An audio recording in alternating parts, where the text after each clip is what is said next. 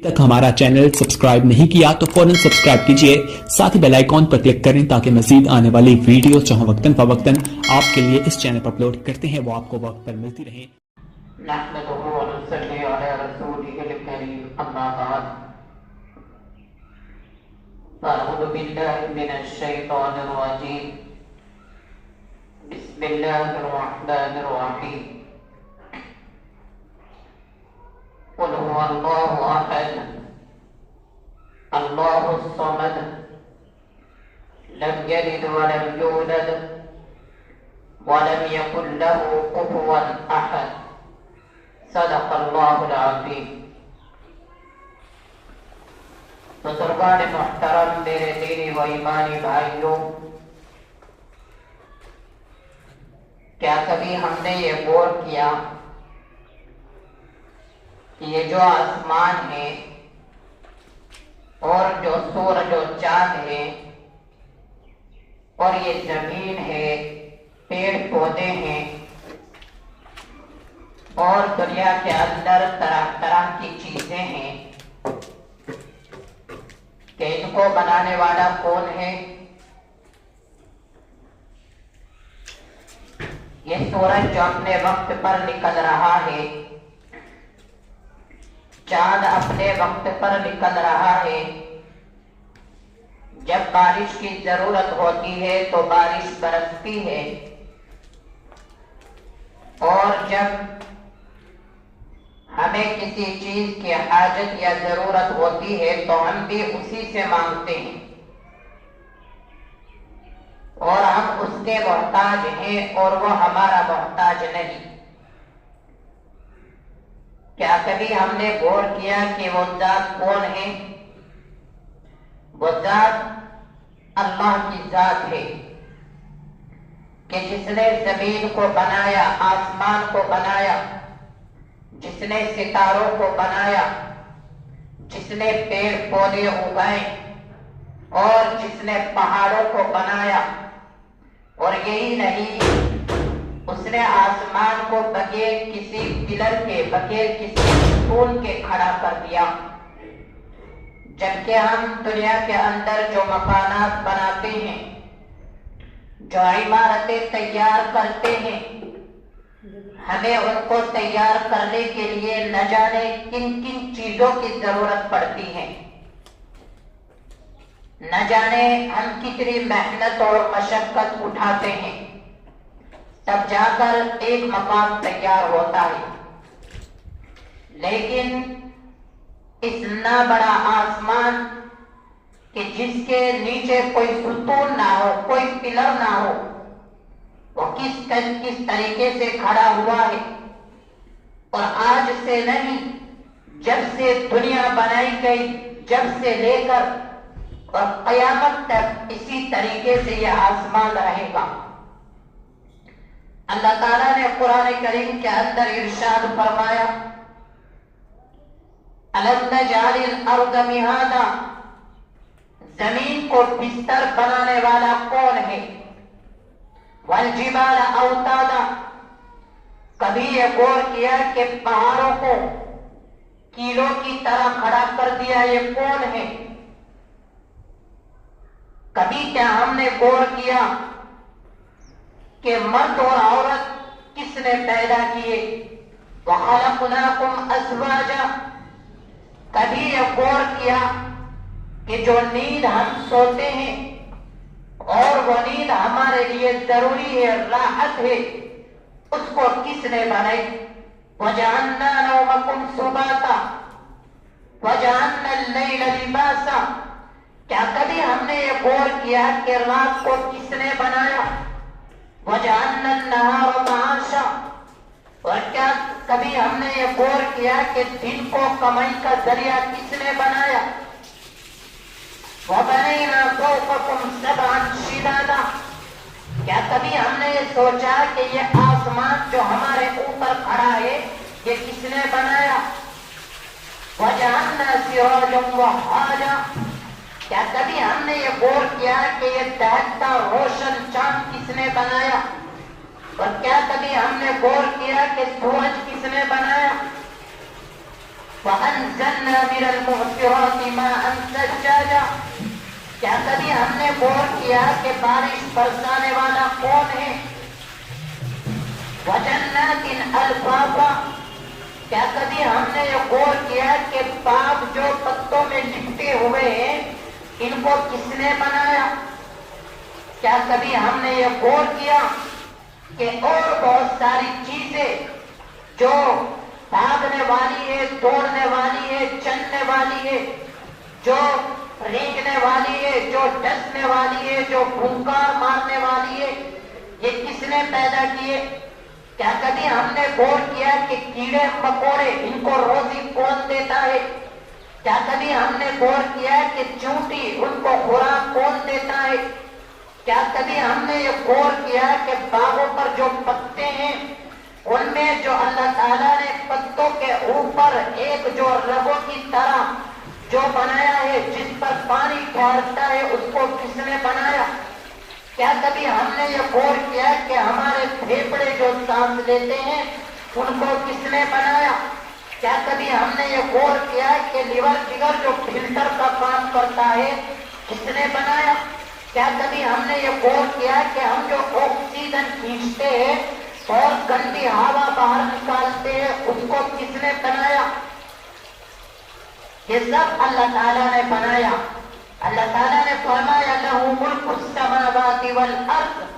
زمین و آسمان میں بادشاہت اللہ تعالیٰ کی ہے.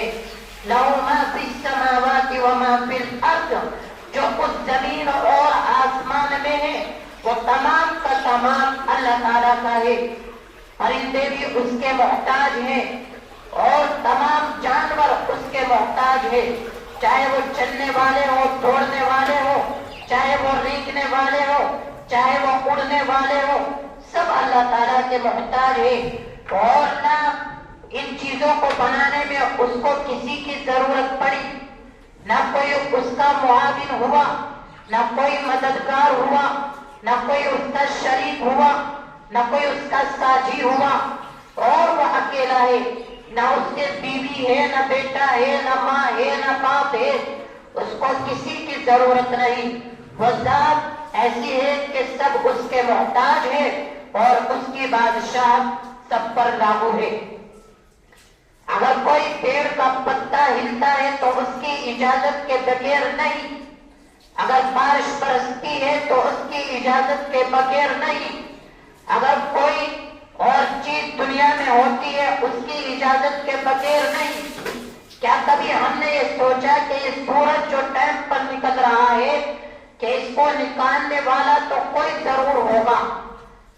یہ چاند جو روشنی دے رہا ہے، جو چمک رہا ہے، اس کو چمکانے والا تو کوئی ضرور ہوگا. ورنہ ہمارے کام ٹائم پر نہیں ہوتے، کہیں 5 منٹ لیٹ ہو جاتے ہیں، کہیں گھنٹوں لیٹ ہو جاتے ہیں، اور کبھی بالکل ناگاہی ہو جاتا ہے. لیکن کبھی ایسا دیکھا کہ رات ہی رات 8 دن تک رہی ہو؟ کیا کبھی ایسا دیکھا کہ دن ہی دن چلتا رہا ہو؟ لیکن ہم ہے کہ ہم اس کے محتاج ہیں، لیکن پھر بھی ہم اس کی مانتے نہیں. یہ سوچنے کی بات ہے. یہ ہاتھ کہ جو ہمارے چلتے ہیں، ہلتے ہیں اور چیزوں کو پکڑتے ہیں، اگر ہمارے ہاتھ نہ ہوتے تو پھر ہمیں کتنی پریشانی ہوتی، کتنی دقت ہوتی اور کتنی تکلیف ہوتی. یہ ہونٹ جو ہمارے ہلتے ہیں، اگر یہ نہ ہوتے تو ہمارا چہرہ کتنا بدنما لگتا اور کیسا دیکھنے میں لگتا، سیرت ہماری صورت کیسی ہوتی. کبھی یہ سوچا کہ جو دانت اگر اللہ تعالیٰ ان کو نہ بناتا تو ہم چیزیں کیسے چباتے؟ یہ زبان اگر اللہ تعالیٰ نہ بناتا تو ہم چیزوں کو کیسے چکھتے؟ جن کو پیر نہیں ہوتے ان سے پوچھئے کہ کتنی تکلیف ہوتی ہے، کتنی پریشانی ہوتی ہے. لیکن اللہ تعالیٰ نے ہمارے 2 پیر بھی صحیح سلامت دیے، 2 ہاتھ بھی دیے اور ہمیں زبان بھی دی. اور اللہ تعالیٰ نے کہ جو بال ہے سر کے، اگر یہ نہ ہوتے تو ہم سردی کے اندر ٹھٹر ٹھٹر کے مر جاتے. اس سردی کو روکنے کا کتنا اچھا انتظام اللہ تعالیٰ نے سروں کے اوپر بنایا ہے. اگر یہ کان نہ ہوتے تو ہم کیسے آواز سنتے؟ ہم مجبور ہوتے کہ ہم کسی چیز کو سنیں. تو اس لیے میرے بزرگوں اور نوجوانوں، جب اللہ تعالیٰ نے اتنی نعمتیں ہم پر برسائی، اتنی رحمتیں ہم پر نازل کی، سب کچھ ہمارے لیے بنایا، سورج ہمارے لیے، چاند ہمارے لیے، یہاں تک کہ کیڑے مکوڑے ہمارے لیے، اور یہ باغات کے جن کا پھل ہم کھاتے ہیں یہ ہمارے لیے، یہ زمین جن پر ہم چلتے اور سوتے ہیں یہ ہمارے لیے، یہ سڑک جن پر ہم دوڑتے ہیں چلتے ہیں گاڑی لے کر یہ ہمارے لیے. تو پھر بھی ہم اس کی ناشکری کریں تو یہ کہاں تک درست ہو سکتا ہے؟ اور یہ نہیں کہ اگر ہم نماز نہ پڑھیں تو ہمیں بھوکا مار دے، یہ نہیں کہ اگر ہم اس کی عبادت نہ کریں تو وہ روزی چھین لے، اس لیے کہ وہ بخیل نہیں ہے، وہ کنجوس نہیں ہے. اللہ تعالیٰ کی ذات سخی ہے، وہ سخاوت کو پسند کرتا ہے. ورنہ اگر وہ چاہتا تو روزی چھین سکتا تھا، اس کو حق تھا. اگر وہ چاہتا تو پانی بند کر سکتا تھا، اس کو حق تھا.